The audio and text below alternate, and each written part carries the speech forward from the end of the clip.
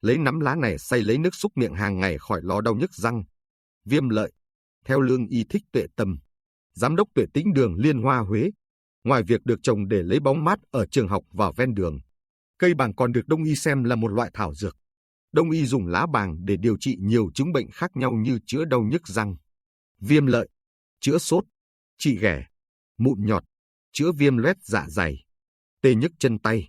Bài thuốc từ lá bàng chữa đau nhức răng, viêm lợi. Mùa xuân bàng bắt đầu ra chồi lá non, vì vậy nguyên liệu để làm bài thuốc này rất dễ kiếm. Bạn cần 7 đến 10 lá bàng non hoặc bánh tẻ, 1/4 thìa cà phê muối hạt, 0,250 ml nước lọc. Sau khi đã chuẩn bị đủ các nguyên liệu cần thiết, bạn thực hiện cách chế bài thuốc trị sâu răng theo các bước dưới đây. Đầu tiên, bạn rửa sạch lá bàng rồi để ráo nước. Tiếp theo, bạn cho lá bàng chấm 1/4 thìa cà phê muối và 250 ml nước vào máy xay sinh tố. Xay nhuyễn trong khoảng 5 phút. Xay xong, bạn trút phần nước lá bàng lọc kỹ, chỉ lấy nước đặc. Sau đó cho phần nước đã lọc vào một cái chai cất trong ngăn mát tủ lạnh để dùng dần. Mỗi khi tình trạng đau nhức răng, viêm lợi tái phát, bạn lấy nước này ra súc miệng. Ngày đầu tiên bạn ngậm một ngụm nước lá bàng rồi súc miệng thật kỹ. 4 tiếng đồng hồ sau, bạn súc miệng lại lần 2 và 8 tiếng đồng hồ sau súc miệng lại lần thứ 3. Ngày thứ 2 và 3 bạn ngậm nước lá bàng vào buổi trước khi đi ngủ sau khi đánh răng tới khi tình trạng đau nhức giảm dần và khỏi hẳn. Bên cạnh đó, bạn có thể pha loãng nước lá bàng ngậm súc miệng hàng ngày trước khi đi ngủ để phòng ngừa tình trạng đau nhức răng, viêm lợi tái phát. Dưới đây là các bài thuốc từ lá bàng và cách dùng.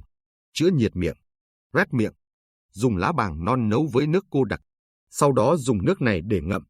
Áp dụng thường xuyên thì tình trạng nhiệt miệng của bạn sẽ nhanh chóng được chữa khỏi.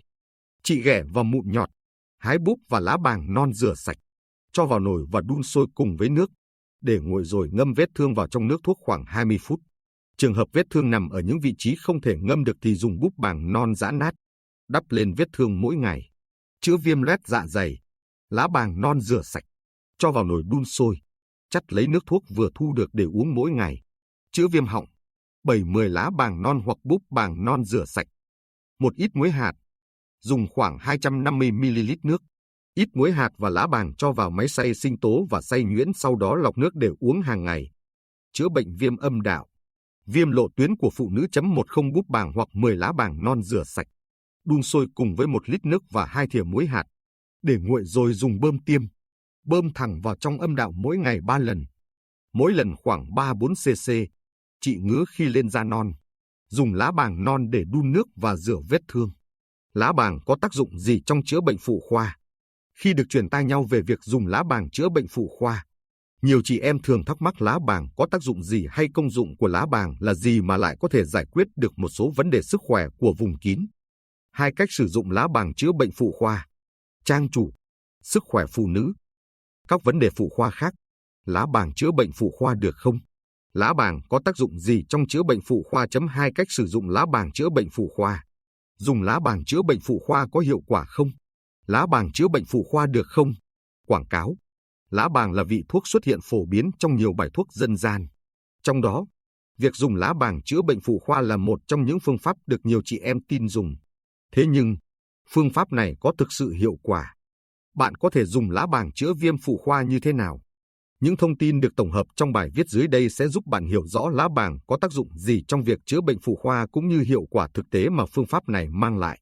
Lá bàng có tác dụng gì trong chữa bệnh phụ khoa? Khi được truyền tai nhau về việc dùng lá bàng chữa bệnh phụ khoa, nhiều chị em thường thắc mắc lá bàng có tác dụng gì hay công dụng của lá bàng là gì mà lại có thể giải quyết được một số vấn đề sức khỏe của vùng kín. Trong Đông y, lá bàng là loại dược liệu có tính mát, thường được dùng để chữa cảm sốt, giúp ra mồ hôi, giảm đau nhức cơ thể. Ngoài ra, loại lá này còn có khả năng hỗ trợ điều trị bệnh trĩ, viêm da, viêm họng, đau dạ dày. Trong khi đó, theo y học hiện đại, thành phần lá bàng có chứa nhiều tannin.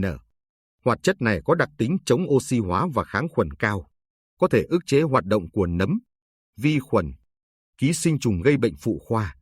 Không những thế, lá bàng còn có khả năng giảm các triệu chứng viêm nhiễm vùng kín như ngứa, kích ứng, chảy dịch âm đạo bất thường. Cách dùng lá bàng chữa bệnh phụ khoa. Nhiều chị em truyền tai nhau bí kíp dùng lá bàng chữa các bệnh phụ khoa như viêm lộ tuyến tử cung, viêm âm đạo, viêm phần phụ. Trong đó, Hai phương pháp được sử dụng phổ biến nhất là dùng nước lá bàng để vệ sinh bên ngoài và xông hơi vùng kín. Dùng nước lá bàng chữa viêm phụ khoa, vệ sinh vùng kín.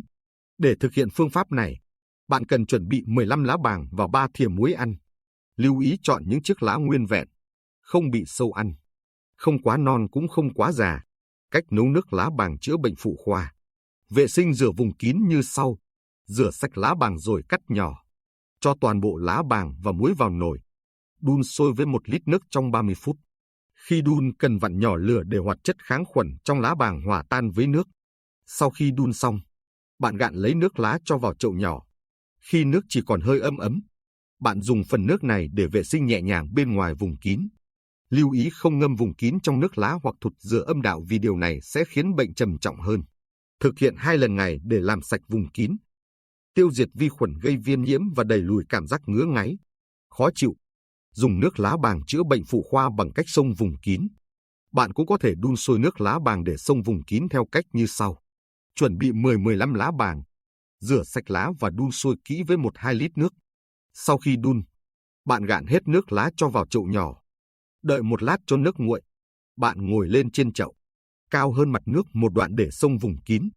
Lưu ý không đặt vùng kín quá sát mặt nước để tránh gây bỏng và tổn thương. Thực hiện mỗi ngày 1 lần để tiêu diệt vi khuẩn. Kích thích lưu thông máu đến vùng kín giúp các tổn thương mau lành hơn. Dùng lá bàng chữa bệnh phụ khoa có hiệu quả không? Dùng lá bàng chữa bệnh phụ khoa là phương pháp dân gian được nhiều chị em áp dụng. Thực tế là không phải trường hợp nào phương pháp này cũng đem lại hiệu quả tích cực. Theo các chuyên gia, việc dùng lá bàng chỉ có tác dụng hỗ trợ giảm triệu chứng trong trường hợp viêm phụ khoa nhẹ. Nếu bệnh nặng và kéo dài, phương pháp này sẽ không đem lại hiệu quả. Thậm chí, nếu thực hiện sai cách, tình trạng viêm nhiễm còn có thể trở nên nghiêm trọng và khó chữa hơn.